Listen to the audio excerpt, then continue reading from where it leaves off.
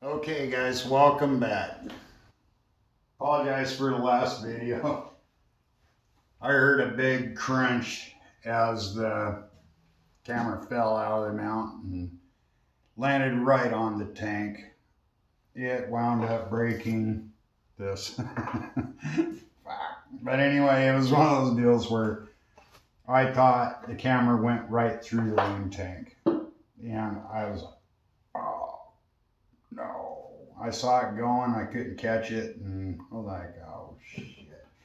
Anyway, all the bad words aside and all that, you guys missed a good one. I thought I was able to save it. I don't know what the hell happened. Anyway, I got the wings glassed, and now we're waiting to do the second coat of resin. This resin I thinned down. It's a mixture of 1 to 2 parts of denatured alcohol, and I thin it out because it penetrates wood better, pulls the wood out of the water out of the wood. You guys know the drill. I've explained this a billion times, but the result of it is that I've actually got this, before I primer these wings, I want to show you guys just how good this actually does present itself. If you look here, you can see all the ribs and every one of the spars. All these dark lines, I can tell you there's a spar right there and all that. That's because this stuff went all the way through it. And I want to show you guys something, because I showed this on Facebook, and this resin, it took everything I could to get it out. And I've had a lot of guys arguing, actually not arguing, but not convinced that mixing alcohol in this resin is not a good idea. Well, I can tell you right now, this is why I do it. That is spoilage off of yesterday's video that went on Facebook. And you can see this stuff never dries out completely, and it did not want to let go of it did not want to let go of the cut. And I can tell you right there, with that being said, Z-epoxy does not dry to a point where it's not flexible anymore. And it does actually, in fact, lends itself to being very flexible, and it's a good thing. This is why you don't want to use vinyl or polyester resins, and this is why I don't use West Systems, because it gets too brittle. And the one thing is, this stuff really does have a very good, this stuff has very good sandability, and you can see on all this, and if you look, it's like I said, I can tell you where everything is in that wing, and it's top and bottom.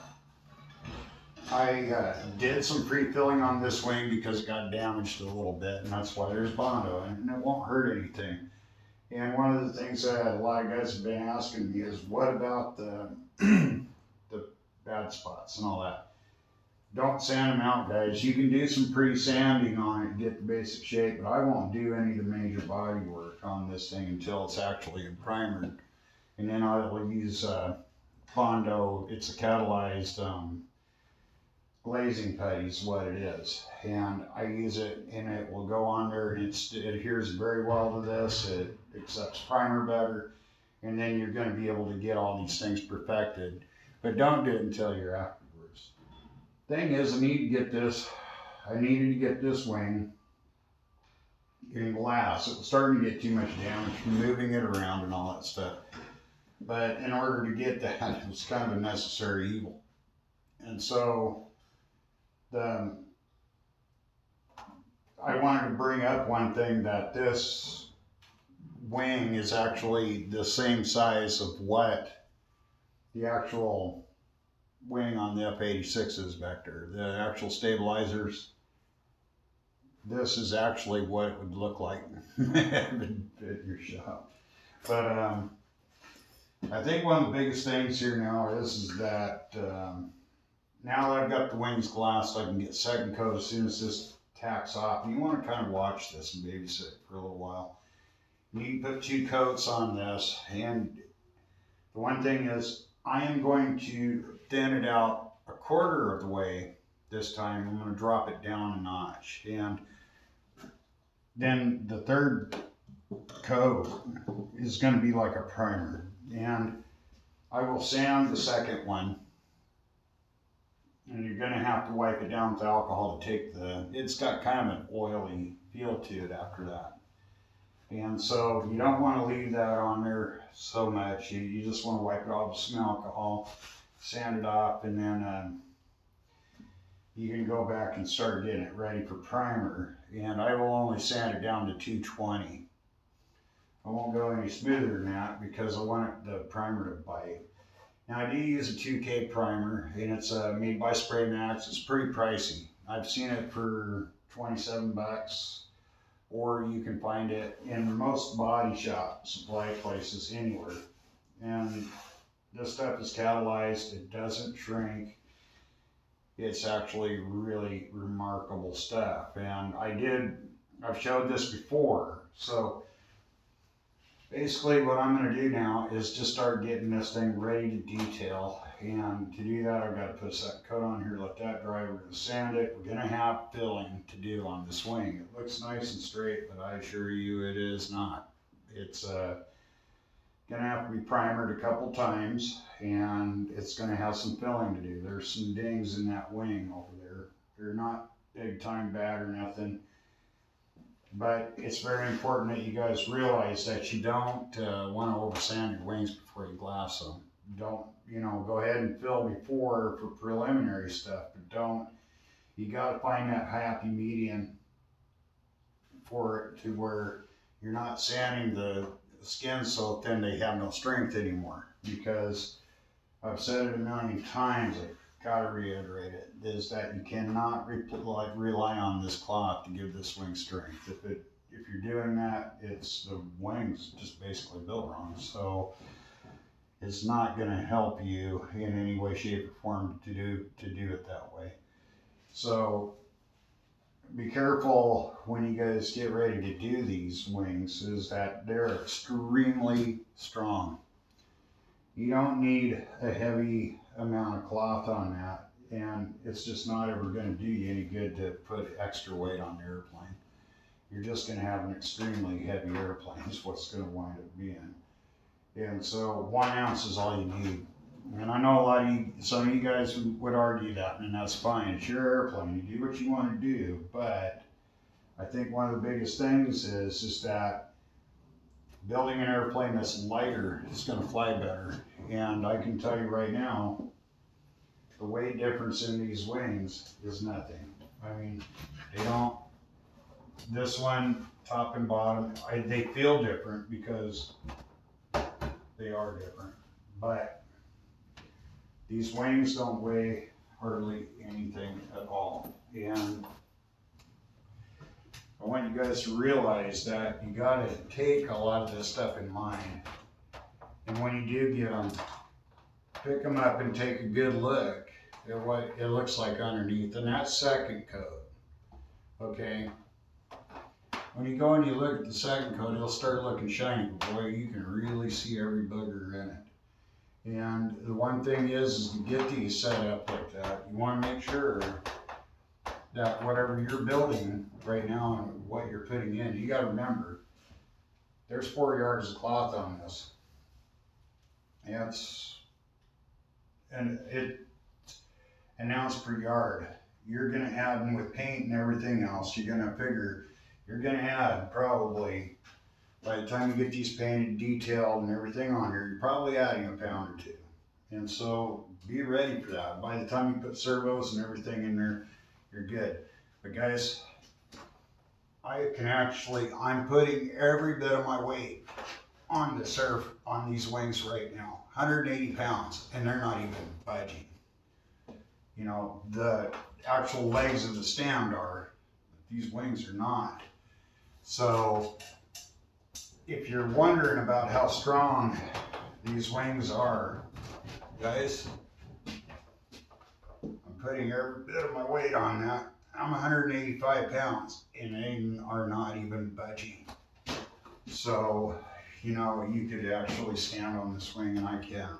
And so the wings are extremely strong, and it's a little bit of a compliment to the building of this. I actually bent the rear legs just now on this. So I'm telling you right now, at 180 pounds, and with this, you can see where I bent the legs, putting my weight on it. So this airplane, these wings are the strongest I've ever built. And I want you guys to remember that all the steps that I've shown you guys that are involved in this airplane and the building of it and the dealing with it, you are going to find that this is just the number one thing throughout your entire build. Take your time on anything you build and you do right. It's worth taking the time. And a few viewers' notes and messages and all this other things like that. Guys, I've been working on this airplane for well over 16 months now. This, it seems like it's gone pretty quick, but you know what? It's, it takes a lot of time to get all of this done. And you know what? There could be another 8 months worth of work done on this thing before I actually do see the light at the end of the tunnel. I do want you guys to remember that when you build a jet, that you got to absolutely double check everything you do. I had a couple guys that actually talked to on video. Excuse me. I had a couple guys that were talking to me on video, and I actually saw the planes, and I really am impressed by a lot of things, but I want you guys to understand I'm not without my flaws either. And sometimes I ask questions with some of the guys that are some of the best builders in the absolute world. I mean, they're more than happy to do it. You guys asked me about the tanks, and they do have a good shape. This one's in the middle of shaping and sanding and all that stuff. And you'll notice that I do have some Bondo in it, and that's okay. Quit dropping it. But the one thing is, I want you guys to remember, these things, they're going to take some filling, and they're going to take some other things to do. So this is, these things are, they do build well, and they're going to have to be glass and all that. Take your time when shaping all these things out. I'm going to have to do some filling on this, and I know that. But it went from, we'll go to this, and those are going to take a lot of time to do, but you're going to be clamping wood like this on that in order to get everything going. And you're going to have to do a lot of filling, a lot of cutting, a lot of fitting, and a hell of a lot of sanding to get from basically there they are. And there's a lot of things that you got to build into these, and you're just going to have to really be very nonchalant with it. When you get them, they do build, and they do look really, they do look well. And it's just, I think some of the biggest things that guys have been asking me is like, well, okay, I don't like planking, I hate them, you know, and this is something that if somebody really wanted to have these and not have to build them, I could probably get Bob Moore to actually take one and mold one. Build a mold, because they're identical and they would look amazing. And that might be something down the road. One thing is with developments and everything, especially with the landing gear and all the things and everything everybody's put it into this project. I mean, I couldn't have done it without the support of literally hundreds of people. And There's 52 followers on this group and there's 62 in the other one, and a lot of you guys are dual rolling it. So anyway, I just want to let you guys know that I have very much enjoyed this series, and I kept going and going and going.